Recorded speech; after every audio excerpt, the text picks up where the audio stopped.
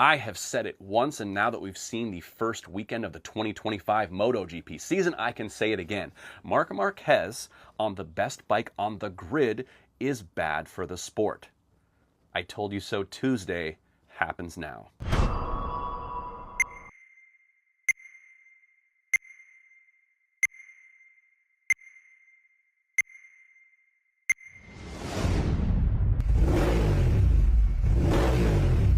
So welcome back to another edition of I Told You So Tuesday, the mini podcast that happens on, guess when?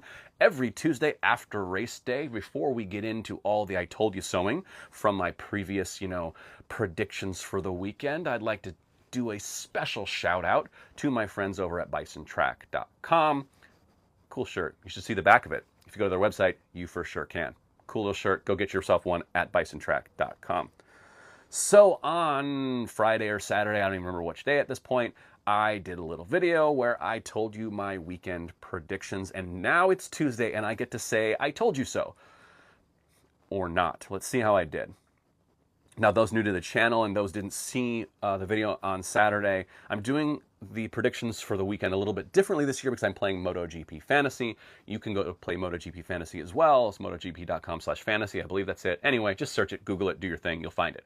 So I'm deciding to put my picks out there for everyone to see, and then I can say I told you so. So what were my picks this weekend? Well, it was pretty simple for me. I picked Pecco Bagnaia as my first rider, Alex Marquez as my second rider, Ai Ogura as my third rider. He was a steal, a very, very, very cheap third rider. And then we had Fabio Quartararo as my fourth rider. My constructor, of course, was Ducati, and it left me enough money on my team to pick the factory KTM squad. So let's talk about my first prediction. I said the reason I wasn't picking Marc Marquez is I just had this inkling that he was going to throw it to the scenery. He hadn't won a season debut since 2024. I thought maybe he would make a mistake early on under the very, very hot conditions in Thailand. And yeah, I have to eat crap on this one. This was not a good prediction. Mark was unstoppable. I did think for a second on Sunday he pulled up in lap 7 and it looked like maybe there was a problem with the bike. He slowed down. Alex Marquez went by him. I thought, oh my gosh, did I call this for sure all the way? I mean, how am I going to call this? Everyone on earth, everyone on MotoGPFantasy.com was picking Mark to win. I was going against the grain, going with a little bit of long shot, leaving him off my list, and I was like, oh my gosh, did I pick this perfectly? No, I did not. Mark dominated and made me look like an ass. Thanks, Mark. Thank you for that. So, Pecco, not a disaster, but a third place is not going to win me a free PlayStation 5 or MotoGP tickets on Moto.com. And I think if I can't win a MotoGP Fantasy League, I have to just retire as a MotoGP online talking head. So that'll be embarrassing. But yeah, first one out the gate, not a very good prediction. Prediction number 2 is I had picked Alex Marquez, and I said Alex Marquez was going to be a phenomenal second rider, and I for sure told you so in this one. Finished second, both the sprint and the main race, and the key here was he made it look easy. He wasn't struggling. When he ran at the front, he looked comfortable. When he was running behind Mark pulled the gap, but he looked comfortable. He didn't have a problem with Pecco Bagnaia behind him. He was a fantastic second rider, and I think for the first part of this season, I'm going to be looking at Alex Marquez as my second rider quite often. So I for sure told you so on that one. If you picked Mark, you were a little bit smarter than me because he did finish in front of Pecco. If you picked Mark Pecco, can't blame you, but maybe you don't have enough money under your salary cap. For those who don't know how MotoGP Fantasy works, you get a certain amount of salary to spend on riders, teams, and constructors, and you have to keep under the salary cap. So you can't just pick all of the best riders and put them on the same team. You won't have enough money. So you have to save a little bit with other riders, picking riders who may not be on everyone else's radar to do well in a week that you think that they can really excel. So yeah, you can pick Mark and Pecco, but then maybe you don't have enough money for a great third rider or a great constructor or a great team. And, everyone has a different strategy. But I do think I'm going to stand by this all season long. Alex Marquez is going to be a great number 2 rider. I think we're going to see him in the top 6 a lot, the top 5, and on the podium, and maybe even sneak out a race win for me here at some point. So I told you so with that one. 1 for 2. Okay, that's not bad. My third rider, I picked Ayagura, and he was a steal. He was so cheap. He's a third of the price of Pecco Bagnaia or Marc Marquez, and this kid came through. I told you so. I told you Ayagura was the legit real deal. When Trackhouse picked him over Joe Roberts and Sergio Garcia, people went nuts. Oh my gosh, I can't believe they're going with this guy. Then he wins the title. He comes to MotoGP. This kid is more than ready. He's been ready for 2 seasons for MotoGP. He gets on his bike. He is fast. He challenged Pecco Bagnaia the entire sprint. He was right there with the top 4 Ducatis. The first non-Ducati is a rookie on an Aprilia. I mean, I told you so. If you weren't listening to me about Ayagura, this guy, number 79, if you weren't listening to me about him before, take heed now. I don't think he's going to be this cheap all season long because he was super cheap, great steal, let me have some other picks that I wanted. I mean, amazing. Amazing. This guy put no foot wrong. I mean, everyone was saying, he doesn't look like a rookie. Franco Morbidelli said, Jesus, this guy doesn't look like he's just arrived in MotoGP. He looks like he's so comfortable. Never looked out of sorts on this track on Sunday. He put the helmet on, he handled business, and I freaking told you so. Eat it. All right, let's move on. I could say I told you so all day long. My fourth rider was Fabio Quartararo, and I kind of told you so. I mean, for a fourth rider, he wasn't that cheap. Maybe I could have gone with Bezzecchi. I don't think I could have afforded him. But yeah, Fabio did okay in the sprint, scored a few points for me. Didn't really do much in the main race. I mean, scores 1 point. Doesn't really warrant a spot in that top 4, but also not a disaster. I'm going to take points where I can take points. And on the fourth rider that you've picked, having him, you know, if I would have picked Pedro Acosta, he DNFs out of that race on Sunday. So what are you going to do? So I kind of told you so. Fabio's not there yet. He said it wasn't going to be a strong track for them. I took him at his word, but I expected a little more. I was hoping for a little more. So I can't really say I told you so with the big confidence that I had with Ayagura. I can't do it. Won't do it. I'm not going to play you guys like that.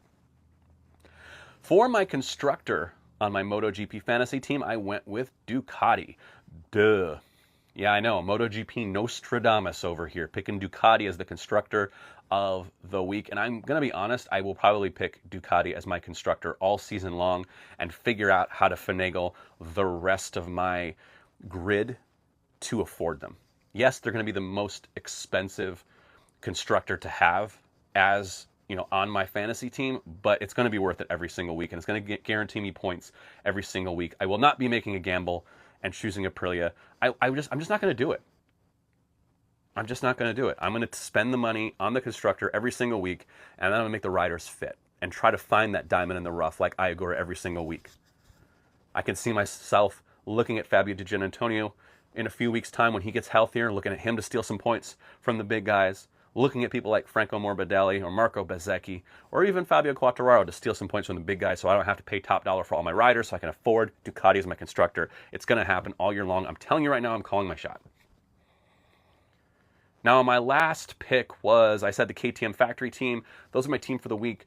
I said on Saturday that I expected Brad Binder and Pedro Acosta to move forward from their qualifying spots. Brad especially has never been great in qualifying, but he always seems to move forward. Now, I was kind of right, so I kind of told you so.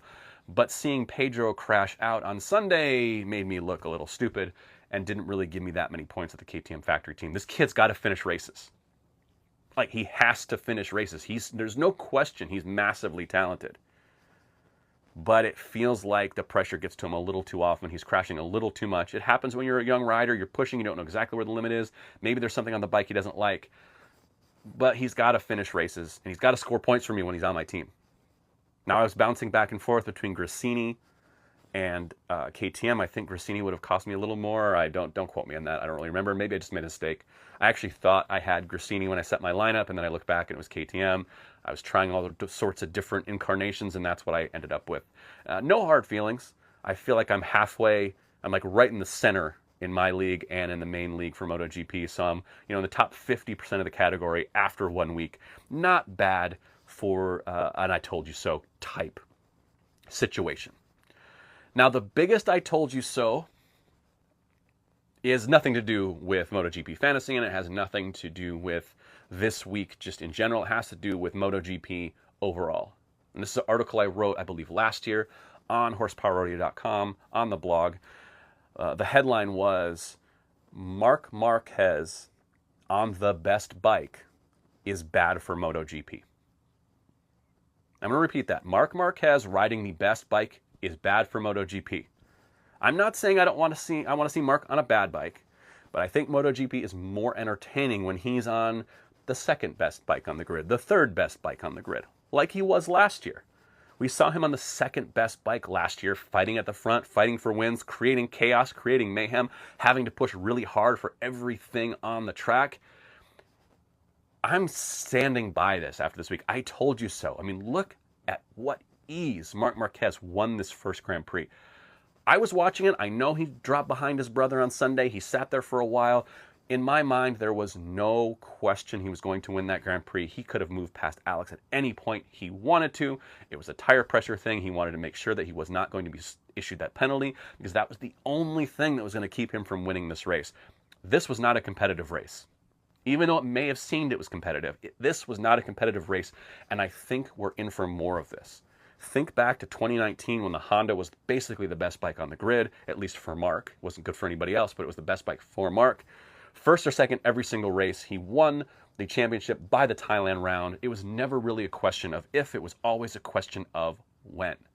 And I think we might be in for another one of those seasons, which isn't as exciting. It's bad for the sport when one guy is so much better than everyone else. And Marc is such an amazing talent on a motorcycle when he is banging on all cylinders. And he's on the best bike. Yes, can someone take it to him every single week? You know, maybe Bezzecchi this next week, who's really strong in Argentina. Someone like Alex Rins, who's really strong in Coda. Maybe someone like Pecco, who's really strong at Mugello. They can each take it to him in their own individual weeks, but no one is going to be there week in and week out like we need them to be to actually win races and take away race victories from him consistently and keep up with him on points. So I'm going to stand by this. I told you so. MotoGP is more boring when Marc Marquez is on the best bike. It was more entertaining last year when he wasn't. So maybe we should just all sign a petition that says we want Marc Marquez to be on the second best bike. I don't want to see Marc on the worst bike either. I'm not a hater. Watching him crash at Honda was really hard to watch. I don't want to see that again. But I want him on a slightly less good bike, slightly less resources. I just want him like it's like a handicap in golf. You play with your buddies, and you're a worse golfer and everyone knows it. You get a handicap. You get something that levels the playing field.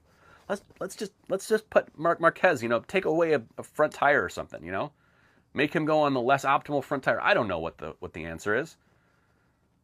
Take away a cylinder, make him run on a 3-cylinder bike. I don't know what the answer is, but having him on the best bike all season long as the best rider, I think it's going to be a long season for everyone else unless something drastically changes. He makes a massive mistake.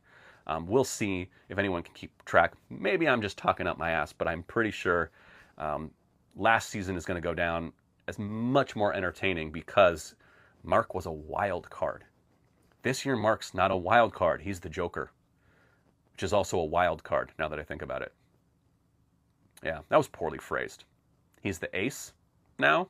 That's not a wild card. He's the ace now, which means, it's